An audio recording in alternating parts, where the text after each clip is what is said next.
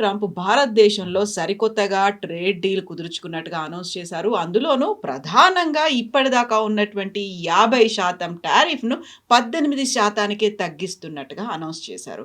ఈ మధ్య కాలంలోనే యూరోపియన్ యూనియన్‌తో కుదుర్చుకున్నటువంటి mother of all trade deal తర్వాత సరికొత్తగా డొనాల్డ్ ట్రంప్ ఏమైనా రియలైజ్ అయ్యారా?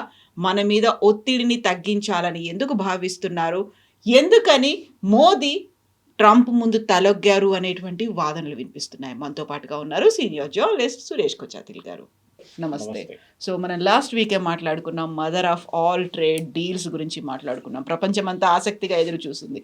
బట్ అదేమన్నా రియలైజేషన్ కనిపించిందా? అమెరికా డొనాల్డ్ ట్రంప్ మన దగ్గరికి మళ్ళీ రావడానికి, టారిఫ్‌లు తగ్గించుకోవడానికి?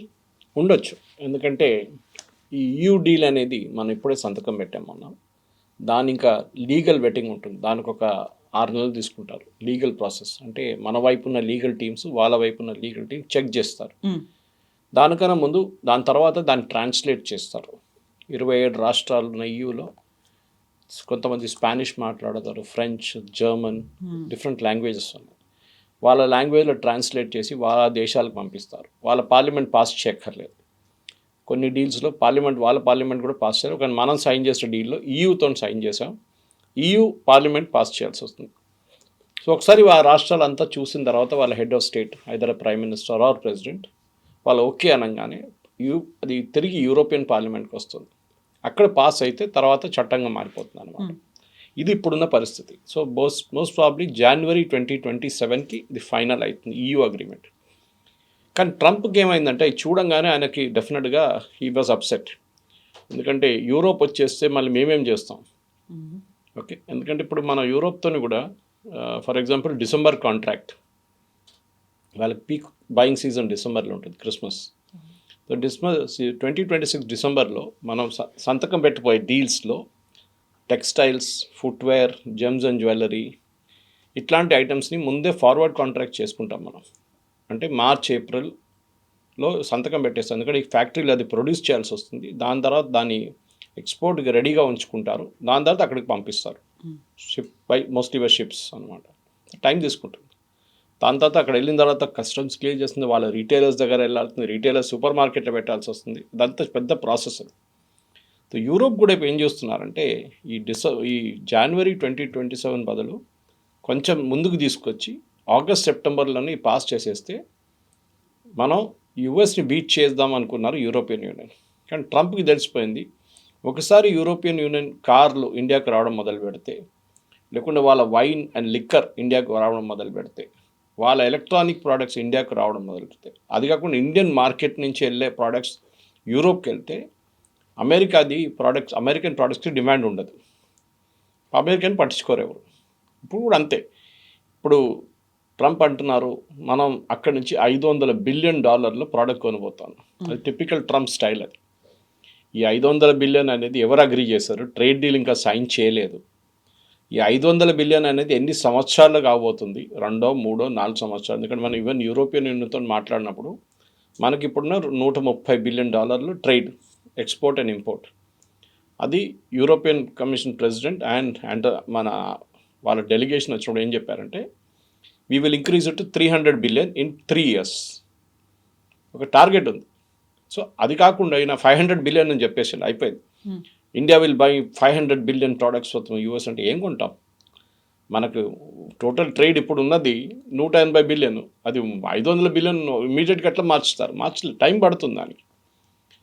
ఫస్ట్ ఆఫ్ ఆల్ యూఎస్ నుంచి ఏం కొనుగోలు చేయబోతున్నాం? సోయాబీన్, మెయిజ్, ఆయిల్, కార్లు ఉండొచ్చు. కానీ ఇండియాలో అన్ని అమెరికన్ కార్స్ ఇండియాలో తయారవుతుంది, అక్కడ తెచ్చుకోవాల్సిన అవసరం లేదు. ఎలక్ట్రానిక్ ప్రోడక్ట్స్ ఇండియాలో తయారవుతుంది. మొబైల్ ఫోన్ మనం ఇక్కడి నుంచి అక్కడ పంపిస్తున్నాం. అట్లాంటి పరిస్థితుల్లో ఇప్పుడు ట్రంప్ ఎందుకు ఇంత చేశారని మీరు అడిగిన ప్రశ్నకి ఇదే జవాబు. దట్ పాసిబ్లీ ఆయన ఏం చేశారంటే, యూరోపియన్ యూనియన్ వస్తే నాకు స్పేస్ ఉండదు ఇండియాలో అమెరికన్ ప్రోడక్ట్స్, కానీ ఆయన ప్యానిక్ అయ్యారన్నమాట. ఇంకోటి, నిన్న జరిగిన ఒక మేజర్ ఎలక్షన్లో, ఆఫ్కోర్స్ అది దాని ఇంపాక్ట్ ఉందో లేదో చెప్పలేము, ఒక డిస్ట్రిక్ట్లో జరిగిన ఒక ఎలక్షన్లో, అంటే వాళ్ళ స్టేట్ అసెంబ్లీ అనుకోవచ్చు, మన ఈక్వలెంట్, అక్కడ చాలా సంవత్సరాల నుంచి రిపబ్లికన్ స్ట్రాంగ్ హోల్డ్ ఉండేది.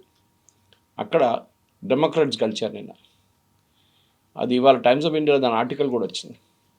గెలవడం ఒకటే కాదు, ఏం చేశారంటే వాళ్ళు అక్కడ ఉన్న ఇండియన్ అమెరికన్స్, ఆ ఏరియాలో ఉన్న ఇండియన్ అమెరికన్స్, ఆ అసెంబ్లీ కాన్స్టిట్యున్సీ అని చెప్పుకోవచ్చు, అక్కడ ఉన్న వాళ్ళు మెజారిటీ ఇండియన్ అమెరికన్స్. వాళ్ళు ట్రంప్ వ్యతిరేకంగా ఓటేశారు, అంటే రిపబ్లికన్ పార్టీ వ్యతిరేకంగా ఓటేశారు. Because that is the way your treating India అని చెప్పి. అదొక పెద్ద లెసన్ అది. సో బహుశా ట్రంప్ కూడా తెలిసిపోయి ఉంటుంది దట్ ఈ టారిఫ్లు పనిచేయలేదు, it has not work the way it should have worked. China మీద టారిఫ్ పెట్టలేకపోతున్నారు, మిగతా రాష్ట్రాల మీద కూడా ఏం చేయలేకపోతున్నారు. సౌత్ కొరియాని మొన్న ధమ్కి ఇచ్చి మళ్ళీ నేను 25 పెడతాను, 15 పెడతానని చెప్తున్నా పోతాను. సో కానీ అన్నిటికంటే ఇంపార్టెంట్ నేను అనుకున్న ఒక మనిషి దీంట్లో చాలా మటుకు ఇంపార్టెంట్గా ఉన్నది సర్జియో గోర్, మన Indian US ambassador to India. ఆయన is not a career diplomat, మన ఐఎఫ్ఎస్ లాగా కాదు, జయశంకర్ గారిలోనో లేకుంటే మిగతా హర్దీప్ సింగ్ పూరి లాగా. They are not IFS officer, వాళ్ళు పొలిటికల్ ట్రంప్ ఫ్రెండ్. పాలిటిక్స్ తెలిసిన వాళ్ళు. In fact he is called the mayor of Mar-a-Lago which is Trump area. Trump ఇల్లు అక్కడ ఉంది మారాలాగో అనే ఏరియాలో. అండ్ ఆయన ట్రంప్తోనే ఉంటారు ఎప్పుడు, గోల్ఫింగ్ పార్ట్నరు, ట్రంప్తోని డిన్నర్, ట్రంప్తోని తిరుగుతారు, ట్రంప్ ఎక్కడ ఏ దేశానికి వెళ్తే తోడు వెళ్తాడు. సో ట్రంప్తో అంత క్లోజ్ ఉన్న మనిషిని ట్రంప్ ఇక్కడికి పంపించారు. సో ఇక్కడ వచ్చిన తర్వాత 4 వారాలు అయింది, వితిన్ 4 వీక్స్ ఆయన బాంబేకి వెళ్ళారు, అందరు ఇండస్ట్రియలిస్ట్ని కలిశారు, ఇక్కడ ఇండియాలో ప్రతి వాళ్ళతో మీటింగ్ చేసుకుంటున్నారు, ట్రేడ్ డీల్ తీసుకొచ్చారు, మొత్తం within 4 weeks he has done it. ఆ ఇన్ఫ్లుయెన్స్ చాలా ఇంపార్టెంట్.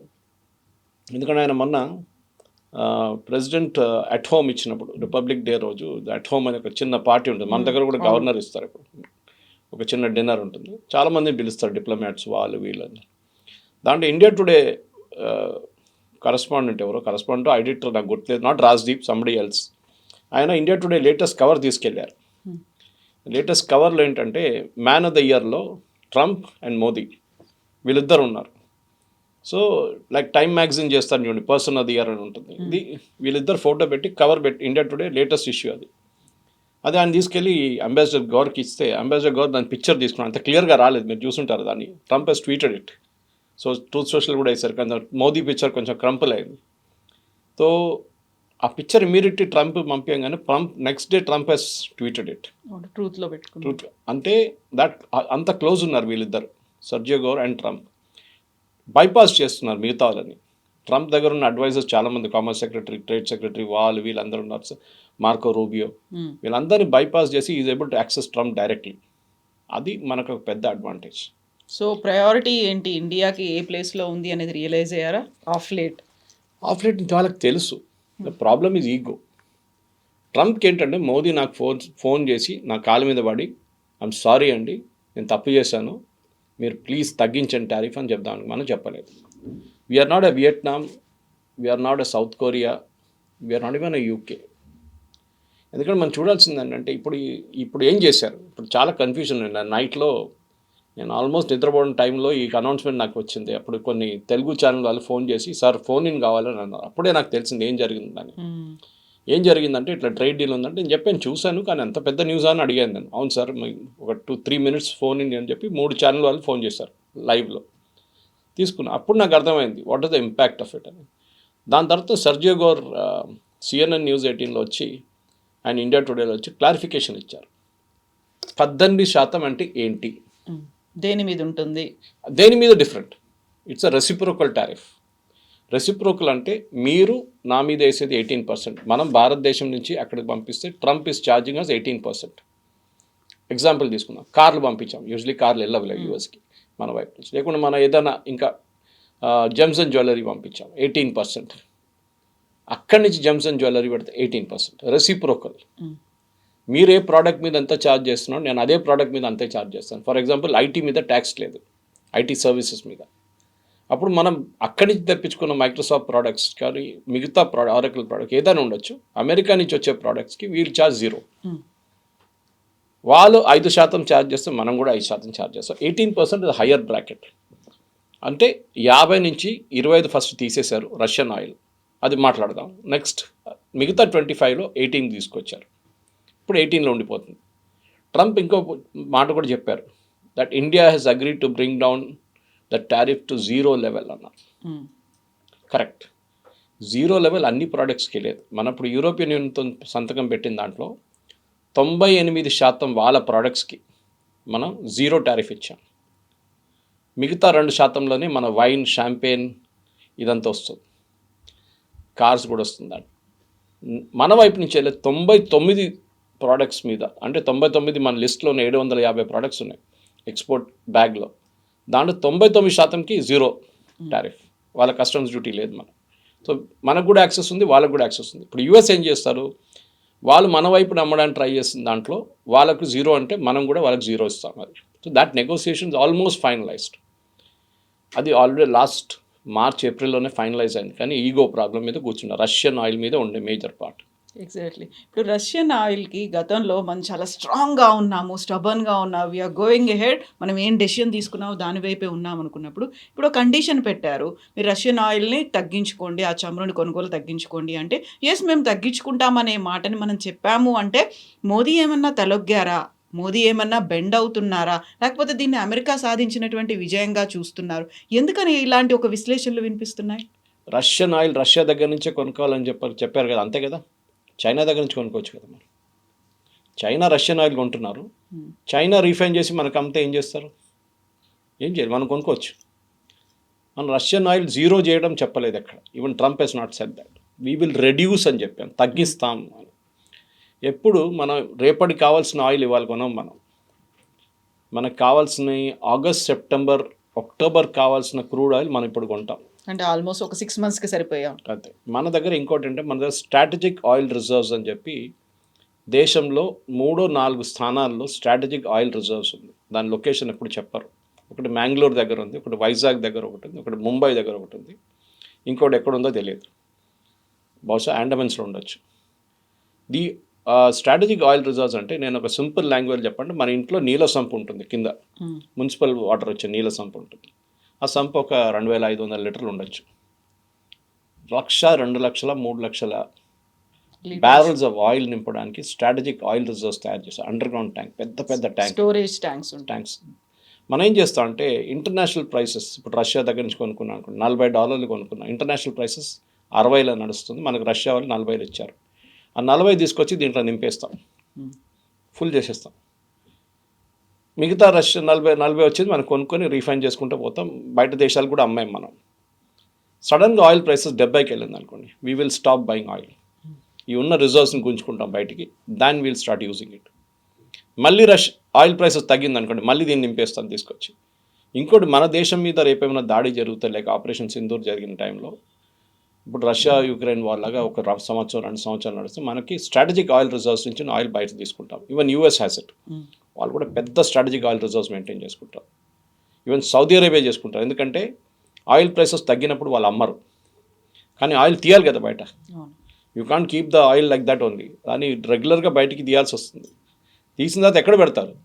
కొంత అయితే కంటైనర్ పెద్ద పెద్ద షిప్స్లో నింపుకోవచ్చు. దాని తర్వాత ఏం చేస్తారు అంటే ఇట్లాంటి స్ట్రాటజిక్ ఆయిల్ రిజర్వ్స్లో పెట్టుకుంటారు. సో మన Russian oil we will not stop it totally.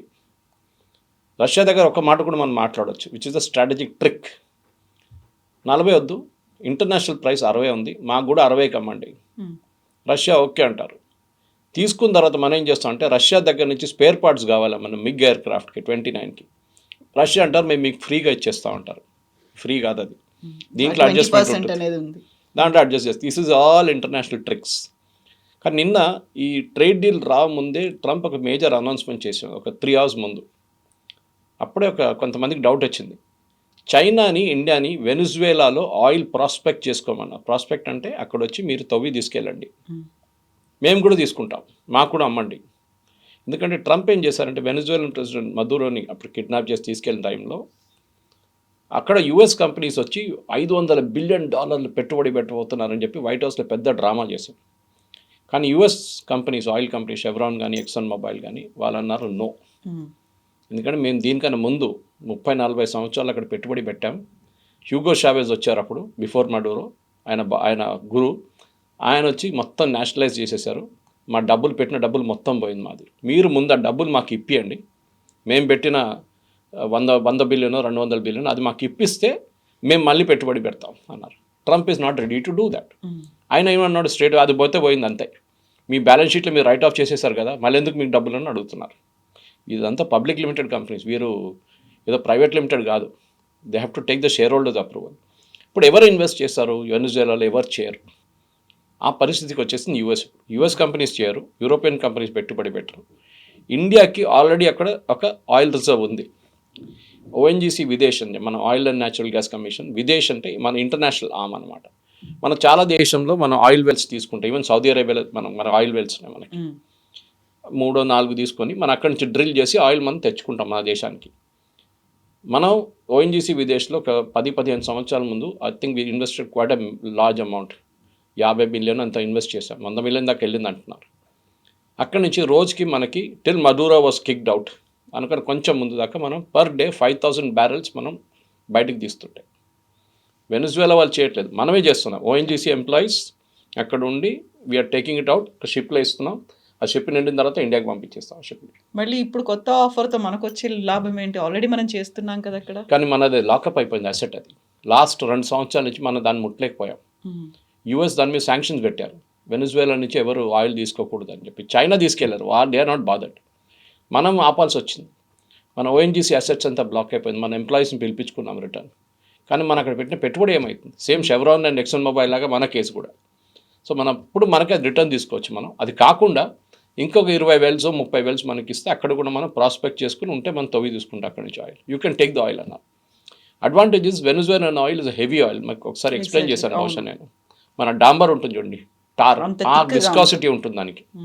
Process చేయడం అంత ఈజీ కాదు. రష్యన్ ఆయిల్ కూడా అట్లనే ఉంటుంది. కానీ మన దగ్గర ఉన్న రిఫైనరీస్, జామ్నగర్ రిలయన్స్ కానీ, ఐఓసిఎల్ రిఫైనరీస్ కానీ, ఈవెన్ విశాఖపట్నంలో ఉన్న రిఫైనరీస్ చూడండి, కొచ్చిన్లో ఉన్న రిఫైనరీస్, మ్యాంగ్లూర్లో ఉన్న రిఫైనరీస్ అంతా ఇది ప్రాసెస్ చేయొచ్చు. They are capable of processing both Russian and Venezuelan oil. రేపు తెచ్చుకుందాం అక్కడి నుంచి. ఏమైతుంది? Price is a major fact. ఎందుకంటే యూఎస్ ఏమంటున్నారు, మీరు అక్కడికి తీసుకెళ్తారు కదా, దాని డబ్బులు మాకు ఇవ్వండి. వెనిజువేలాకి ఇవ్వకూడదు, మాకు ఇవ్వండి, మేము వెనిజువేలాకి ఇస్తాం.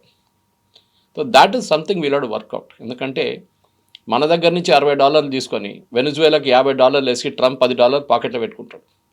ఇది వాళ్ళ ట్రిక్. ఎందుకంటే ఎక్సన్ మొబైల్కి ఇవ్వాలి, షెవ్రాన్కి డబ్బులు ఇవ్వాలి కదా, ఆ పాత డబ్బులు అక్కడ పడి వీళ్ళకి ఇట్లా ట్రాన్స్ఫర్ చేస్తాం. That is the strategy as of now. My understanding is that అనమాట. కానీ Venezuela is a good option డెఫినెట్గా, బికాస్ వరల్డ్లో లార్జెస్ట్ ఆయిల్ రిజర్వ్స్ వాళ్ళ దగ్గర ఉంది, higher than Saudi Arabia. Next 800 సంవత్సరాలు కూడా మీరు తవ్వుకుంటూ పోతే వాళ్ళ దగ్గర అంత ఆయిల్ ఉంది వెనిజువేలా దగ్గర. They have something like $300 billion barrels of oil. అంత కెపాసిటీ ఉంది వాళ్ళ దగ్గర. కానీ ప్రాస్పెక్ట్ చేయడానికి వాళ్ళ దగ్గర ఇప్పుడున్న రిఫైనింగ్ కెపాసిటీ లేదు. వాళ్ళ దగ్గర డ్రిల్లింగ్ కెపాసిటీ చాలా పాత టెక్నాలజీ. లాస్ట్ 20 సంవత్సరాల నుంచి యూఎస్ గవర్నమెంట్ ఎంబార్గో పెట్టారు. సో కొత్త పెట్టుబడి రావట్లేదు. రష్యా, చైనా తీసుకొచ్చిన ఎక్విప్మెంట్తో తవ్వి తీస్తున్నారు ఆయిల్.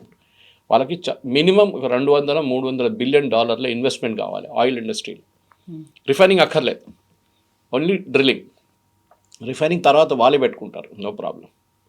అది ఇప్పుడు ఉన్న పరిస్థితి. Russian oil we're not stopping. Russia దగ్గర నుంచి తగ్గించుకుంటే మనం వెనిజువేలా దగ్గర నుంచి కూడా తీసుకుంటాం. అండ్ బహుశా ఈ వార్ ఇంకొక 6 నెలలు అయిపోతే మొత్తం సిచ్యువేషన్ మారిపోయింది కదా, మళ్ళీ మనం రష్యా దగ్గర నుంచి కొనుక్కోవచ్చు. ఓకే, సో ఇప్పుడు మనం ఉక్రెయిన్కి దెబ్బతీస్తున్నాము, రష్యాకి హెల్ప్ చేస్తున్నాము అనేదే కదా ట్రంప్ చెప్తోంది. సో ట్రంప్ లాజిక్ ఏంటంటే, మీరు రష్యన్ ఆయిల్ కొనడం బంద్ చేస్తే వార్ ఆగిపోతుంది. లేదు, మనకన్నా ఎక్కువ రష్యన్ ఆయిల్ మనం I think we buying about 10% of total capacity రష్యాది. 80% కొంటుంది చైనా. ఆ తర్వాత యూరోపియన్ యూనియన్ గ్యాస్ కొంటుకుంటారు, నాట్ ఆయిల్. అది కూడా బంద్ చేశారు వాళ్ళు. They buy gas in this season. వాళ్ళకి గ్యాస్ చాలా ఇంపార్టెంట్. మొన్న కూడా పుటిన్ మేడ్ స్టేట్మెంట్, మీరు ఎస్ అనగానే నా దగ్గర ఒక ట్యాప్ ఉంది, తిప్పేస్తాను, మీకు గ్యాస్ వచ్చేస్తుంది. And you are buying gas 4 to 6 times pay చేస్తున్నారు యూఎస్కి గ్యాస్. అదే గ్యాస్ కోసం షిప్లో తీసుకొస్తున్నారు 4 to 6 times. రష్యా వాళ్ళు సప్లై చేసి, ఫర్ ఎగ్జాంపుల్ ఒక ఎగ్జాంపుల్ తీసుకుంటే, నాట్ అ కరెక్ట్ అమౌంట్, $20 అనుకుందాం మనం. యూఎస్ నుంచి అదే ఇది $80 కొనుక్కుంటున్నారు యూరోప్. ఇప్పుడు ఏమైందంటే యూరోపియన్ కంపెనీస్ అంతా మూతపడ్డది, ఎందుకంటే they depend not on natural gas. Russia దగ్గర నుంచి చీప్ అయినా దొరుకుతున్నది, బంద్ చేసేసి యూఎస్ దగ్గర నుంచి కొంటారు. దాంతో యూరోప్ మొత్తం లాస్ట్లో వెళ్ళిపోతుంది. It's big problem. వాళ్ళకి హీటింగ్ కూడా ఈ గ్యాస్ కావాలన్నమాట. సో యూఎస్కి కూడా తెలుసు ఏం జరుగుతుంది అక్కడ. ఈ మనం బంద్ చేస్తే రేపు ఈ యుద్ధం ఆగదు. అది ఏ రోజు పుటిన్ ఎస్ అంటారో అదే రోజు ఆగుతుంది. అది మనం ఎంత తక్కువ చేసినా, 0 చేసినా కానీ ఆగదు, ఈ వార్ ఆగదు. ఇది ఓన్లీ ట్రంప్కి ఒక థ్రిల్ చెప్పడానికి, అందరికి 10 మందికి నేనే చెప్పించాను చూడండి అని చెప్పి, నేనే యుద్ధం ఆపాను. ఇండియా, పాకిస్తాన్, సుడాన్లో ఇద్దరు కొట్టుకున్నారు, అక్కడ కూడా నేను వెళ్ళి ఎట్లయిపోయింది, రోడ్డు మీద ఇద్దరు కొట్టుకుంటే వాళ్ళని కూడా ఆపానంటే అది కూడా క్రెడిట్ చేసుకుంటారు ఆయన. సో మనం ఇప్పుడు ఏం చేయాలంటే, చైనా, ఇండియా, వెనిజువేలా నుంచి ప్రాస్పెక్ట్ చేస్తా తెచ్చుకుంటా, దట్ ఈస్ ఫైన్. ఇంకోటి ఏంటంటే ఈ 500 బిలియన్ మనం మాట్లాడని చూడండి, దాన్ని క్లారిఫికేషన్ రావాలి. So trade talks is very important. ఇంకా కాలేదు ట్రేడ్ టాక్స్, ఫైనలైజ్ అయిపోయింది ఆల్మోస్ట్. చిన్న చిన్న మార్పులు వస్తుంది అక్కడిక్కడ. ఇన్ఫాక్ట్ పీయూష్ గోయల్ గారు చాలా ఒక సటిల్ హింట్ ఇచ్చారు మొన్న 2-3 ఇంటర్వ్యూస్లో. Yes, we are very close to it, we let you know when it happens అని. మీరు అది ఎప్పుడు జరుగుతుందో అప్పుడు మిమ్మల్ని చెప్తాం. జయశంకర్ గారు వారు పొద్దున్న ల్యాండ్ అయ్యారు ఇన్ వాషింగ్టన్. అక్కడ ప్యాక్ సిలికా అని చెప్పి మొన్న గ్రూప్ ఫామ్ చేశారు ప్రెసిడెంట్ ట్రంప్. రేర్ ఎర్త్స్ని ప్రాస్పెక్ట్ చేయడానికి ఒక 10 దేశాలను తీసుకొచ్చి వాళ్ళని, బిగ్ కంట్రీస్, వాళ్ళతో ఒక అలయన్స్ చేసుకొని మన అందరు కలిసి ఎక్కడెక్కడ రేర్ ఎర్త్స్ ఉందో అక్కడికి తెచ్చుకొని దాన్ని మనం ప్రాస్పెక్ట్ చేసి మనకు ఎంత కావాలంటే మనంత తీసుకుందాం అని. దాంట్లో చైనాని ఎక్స్క్లూడ్ చేశారు. ఎందుకంటే చైనా ద బిగ్గెస్ట్ థ్రెట్, రష్యాతో లేదనుకోండి టోటలీ. ఇప్పుడు ప్యాక్ సిలికా మీటింగ్కి జయశంకర్ గారు వెళ్ళారు. So the rumour was that అక్కడే ఇదే అనౌన్స్మెంట్ చేయబోతున్నారేమో అనుకున్నారు, ఇది ట్రేడ్ డీల్. కానీ మన దగ్గర మన న్యూస్ వాళ్ళు కూడా ఇవాళ పొద్దున్న నాకు కొంత సీనియర్ పొలిటీషియన్స్ ఫోన్ చేశారు, ఇద్దరు చాలా సీనియర్.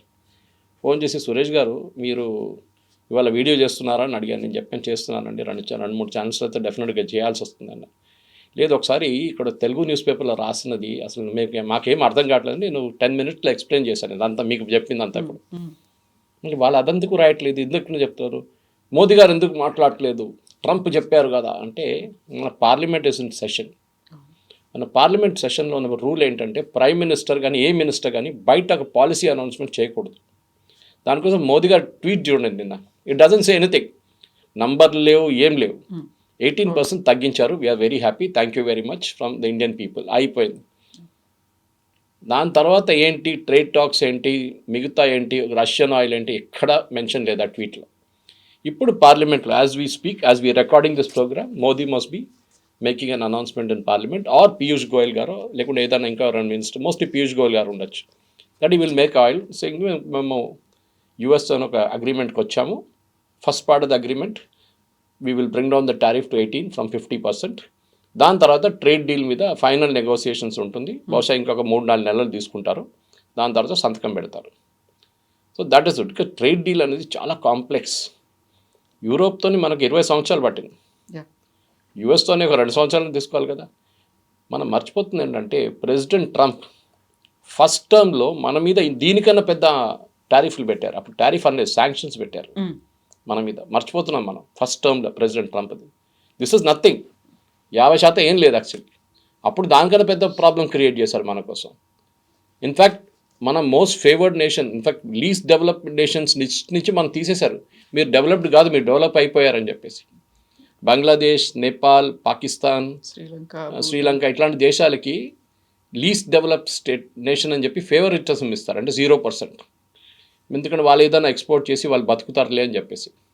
మనం కూడా లిస్ట్లో ఉన్నాం, మనం తీసేశారు. So we have to start paying 20%, 30% tariff. ఇది ప్రాబ్లమ్ అని. సో ట్రంప్ ఫస్ట్ టైం చేయట్లేదు, ఫస్ట్ టైం కాదు చేసేది. బట్ మోర్ ఇంపార్టెంట్లీ మనం ఇప్పుడు competitive methodology, for example textiles, మన చాలా పెద్ద, ఇన్ఫాక్ట్ కీటెక్స్ ఎండి ఇంటర్వ్యూ నేను ఎప్పుడే చూసాను మలయాళం ఛానల్లో. Sabu Jacob is one of India's biggest, మన వరంగల్లో కూడా పెద్ద ఫ్యాక్టరీ ద్వారా. ఆయనకు చాలా చాలా పెద్ద ఇంపాక్ట్ పడ్డది వాళ్ళ మీద ఈ బ్యాన్ వచ్చే, టారిఫ్ పడినప్పుడు. అండ్ ఆయన వాళ్ళ పొద్దున అదే చెప్పారు, ఇప్పుడు మేము యూఎస్కి ఎందుకు అమ్మాలి, మేము యూరోప్కి అమ్ముకుంటాం. నేను ఇండియాలో షాప్ స్టార్ట్ చేశాను, ఒక షాప్ 2 కోట్లు చేస్తుంది, నేనెందుకు యూఎస్ పంపించాలి, నేను ఇక్కడ అమ్ముకుంటాను. Anyway they will start sending, Tiruppur కానీ లుధియానా కానీ వీళ్ళందరూ పంపిస్తారు టెక్స్టైల్స్. కానీ టెక్స్టైల్ చూడండి అడ్వాంటేజ్ ఏంటంటే, పాకిస్తాన్ మనం చూస్తే మలేషియా, థాయిలాండ్, ఫిలిప్పీన్స్, ఇండోనేషియా, వీళ్ళకి ఇప్పుడున్న టారిఫ్ 19%, మనకి 18%. ఆఫ్ఘనిస్తాన్ 15%, మనకన్నా తక్కువ ఉన్నది ఆఫ్ఘనిస్తాన్ ఒకటే. కానీ ఆఫ్ఘనిస్తాన్ నుంచి ఎక్స్పోర్ట్ ఏం లేవు వాళ్ళ దగ్గర, పంపించడానికి వాళ్ళ దగ్గర ఎక్స్పోర్ట్స్ ఇస్ నథింగ్ వాళ్ళ దగ్గర. మనకన్నా తక్కువ టారిఫ్ ఉన్నది యూకే 10%. అది కాకుండా మనతో పాటు ఉన్న 2-3 కంట్రీస్ ఉన్నారు. వన్ ఇస్ 15%, జపాన్ ఒకటి ఉంది, సౌత్ కొరియా. కానీ మనకి అన్నిటికంటే ఇంపార్టెంట్ ఏంటంటే బంగ్లాదేశ్, శ్రీలంక, వియట్నాం. దీంట్లో బంగ్లాదేశ్ అండ్ వియట్నాం మనకి చాలా పెద్ద థ్రెట్ టెక్స్టైల్స్లో. వాళ్ళకి 20% ఉంది. So here now comes the advantage. ఎందుకంటే European union least develop nation అని చెప్పి బంగ్లాదేశ్కి 0% టారిఫ్ పెట్టారు, పాకిస్తాన్ కూడా. మన మీద 6, 8, 10% ఉంది మన. సో మన టెక్స్టైల్స్ ఇస్ అన్కాంపిటేటివ్. ఇప్పుడు ఈ FTA వచ్చేస్తే వీల్ ఆల్సో బికమ్ 0. మనం ఇప్పుడు యూఎస్కి అమ్మడానికి మొదలు పెడతాం టెక్స్టైల్స్, ఫుట్వేర్, లెదర్ ఫుట్వేర్, అక్కడ కూడా ఇది పెద్ద అడ్వాంటేజ్ మనకి.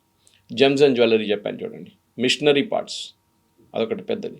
ఇట్లాంటి దెన్ అక్వా చాలా పెద్దది. మన ఆంధ్ర వైపు ఉన్న పెద్ద బిజినెస్, కేరళ కూడా. ఇన్ఫ్యాక్ట్ నిన్నటి బడ్జెట్లో కవిత గారు మీరు చాలామంది మిస్ అయిపోయారు చాలా పాయింట్స్. మన దేశంలో కోకోనట్ అనగానే మీకు ఏ స్టేట్ గుర్తొస్తుంది? ఫస్ట్ కేరళ అనుకుంటాం. It is not now. Konaseema వైపు ఎక్కువ ప్రొడక్షన్ ఉంది ఇప్పుడు.